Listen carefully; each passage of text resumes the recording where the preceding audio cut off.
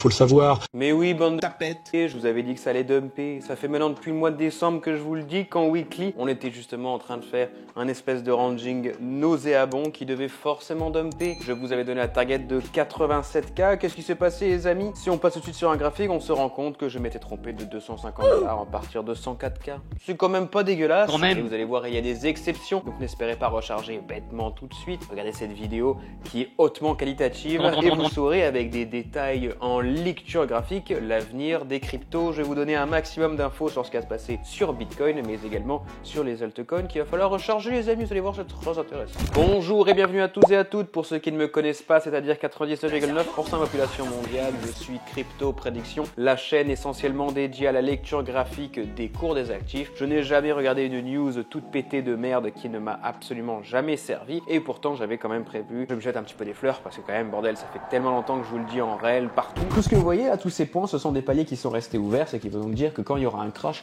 ça va cracher sa mère, comme on dit dans le jargon. Il y a encore tous ces paliers là à venir récupérer. Explique. Donc on a un petit retour à 0,382, 0,5 et 0,618. Cela fait maintenant un mois et demi que je vous dis que BTC va chuter à 87K, et on l'a fait aujourd'hui. Donc pas de news toute pétée, pour moi ça n'a aucun intérêt. Passons dans le vif du sujet. Nous sommes actuellement en hourly, c'est-à-dire que chaque bougie correspond à une heure sur Bitcoin. Qu'est-ce que l'on se rend compte, les amis? On se rend compte que l'on est dans une vague 3, que ces deux petits paliers, deux petits pédestres en Lyon, que ces deux petits paliers ont été récupérés, et donc il faut maintenant attendre le mouvement légèrement positif. Il y aura donc un petit retour, et on vient de le faire justement au 89 500, étant donné que c'est le palier 0,5. Si l'on vient toucher le palier 0,618 et rebondir dessus, nous sommes actuellement sur un point pivot et donc sur une continuité de tendance de notre vague 3, mais c'est très rare que l'on fasse des 0,618 sur une vague 3. Potentiellement il y a une petite remontée qui va arriver, si et seulement si on ne revient pas rebondir sur 0,118. Et si vous ne comprenez rien à ce que je suis en train de vous raconter, eh bien les amis, je vous invite à regarder ma chaîne YouTube, parce que je ne compte pas vous expliquer comment fonctionne Fibonacci retracement, ni comment fonctionne ma stratégie, tout simplement. J'ai oublié dans mes lunettes. Quel beau gosse. Allez, j'en mets les lunettes sur papy. Nique ta mère. On a quand même deux petits traits qui venaient potentiellement à coïncider, donc ce sont deux traits tracés en weekly. J'appelle ça cette zone de coïncidence. Zone de coïncidence, encore une fois, ces zones de fractalisation de plusieurs intervalles de temps qui viennent récupérer des paliers qui sont principaux sur notre Fibonacci retracement, et donc qui sont des points pivots et donc de continuité de tendance. Bref, passons tout de suite sur le weekly. Qu'est-ce qu'il va falloir remarquer maintenant, les amis? Nous sommes seulement mardi, et donc pourquoi je vous dis ça? C'est pas parce que vous avez envie de savoir la date, c'est pas faux. Il faudrait que l'on termine actuellement toujours sous cette petite SMA 20 pour venir confirmer encore une fois une tendance baissière, donc au minimum jusqu'au 81K et au maximum jusqu'au 77K. Donc 77K, c'est la deuxième target que je vous ai donnée. Je passerai sur un autre graphique, on se rendra compte que cette zone-là est également un amas de plusieurs paliers qui doivent être repris avant de confirmer le pump et avant de confirmer absolument, Jean-Michel, tu as raison, avant de confirmer notre reprise de voler, je sais plus le mot, alt season.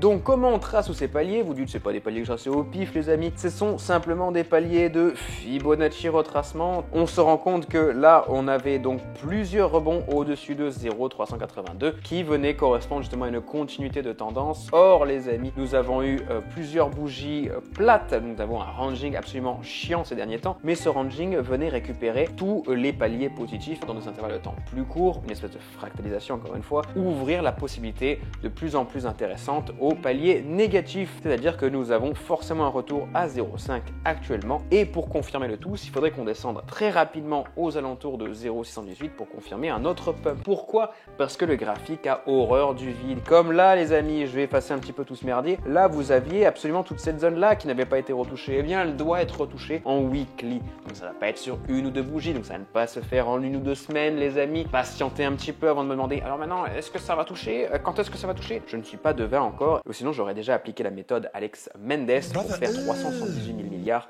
en l'espace de 20 minutes grâce à mes seuils de liquidation qui n'existent pas. Transforme ces 3 000 € en 10 000 €. C'est de la merde. Ce n'est pas ça les amis le trading, mais en revanche il y a de fortes probabilités que l'on vienne redescendre au 77K. Maintenant encore une fois je le répète, il va falloir qu'on vienne confirmer la fin de cette bougie en weekly, que l'on termine en dessous de la SMA 20, et là malheureusement ça va être la fin des recals les amis. Il va y avoir un autre dump qui va arriver encore un peu plus hardcore, et c'était quand même prévisible puisque je le redis encore et encore les amis, nous avions une première vague, deuxième vague, troisième vague, quatrième vague, cinquième vague. Nous sommes donc sur la fin de notre dernière vague Elliott Waves.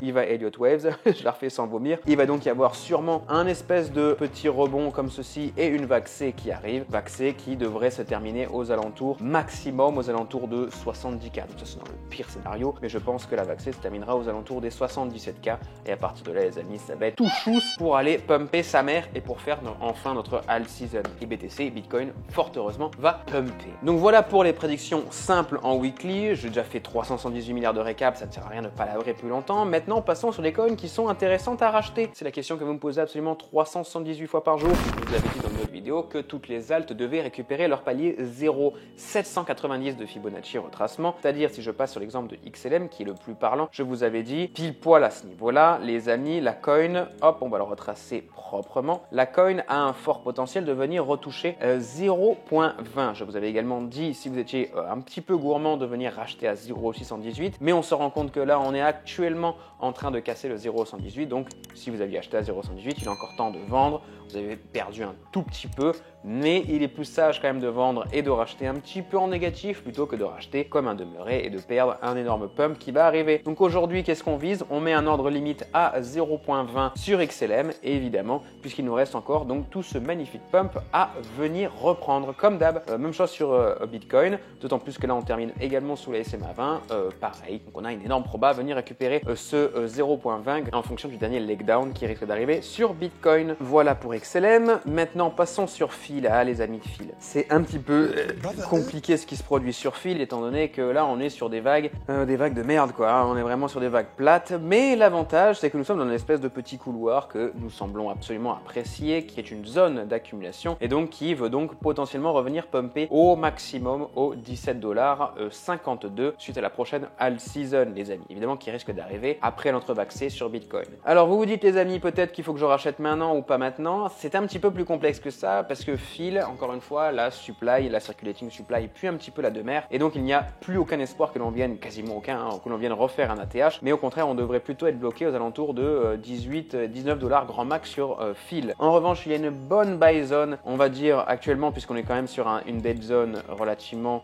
hardcore, que actuellement la buy zone va se situer aux alentours de la bande de Bollinger basse. Donc en safe, vous mettez à 1,90 voire $2,01 et pas en safe, si vous êtes un petit peu gourmand, vous mettez à 1,53. Donc il y a peu de chances de descendre aussi bas, je pense. Mais dans tous les cas, regardez ce qui se passe, les amis. Regardez bien, on a toujours terminé en dessous de 0,236, ce qui veut dire qu'au prochain dump, si vous venez terminer au-dessus de notre 0,236, il y a donc déjà toute cette partie-là à venir récupérer. Donc un retour à 5,3 $, c'est-à-dire un petit x 2,5, ce qui n'est pas top, je vous l'admets, mais c'est au moins une valeur minimale. Et si on vient superformer BTC, ce que j'espère à un moment donné, et donc inverser la tendance, et bien Phil sera reparti pour les 18 $, mais alors là confirmé à 300 000%. Fed qui va sûrement venir terminer aux alentours des 0,27 et 0,34. Encore une fois, pourquoi je sors ces résultats-là? Tout simplement parce que si on vient tracer notre Fibo des familles, c'est le point 0,5 et le point 0,618 actuel, mais justement le point 0,786 qui est le plus important pour maintenant va venir toucher ce point dans les prochains jours en fonction du leg down. Il reste toujours une petite zone juste ici aux alentours des 0,11, ça m'étonnerait qu'on vienne le toucher, mais en revanche, regardez la même chose que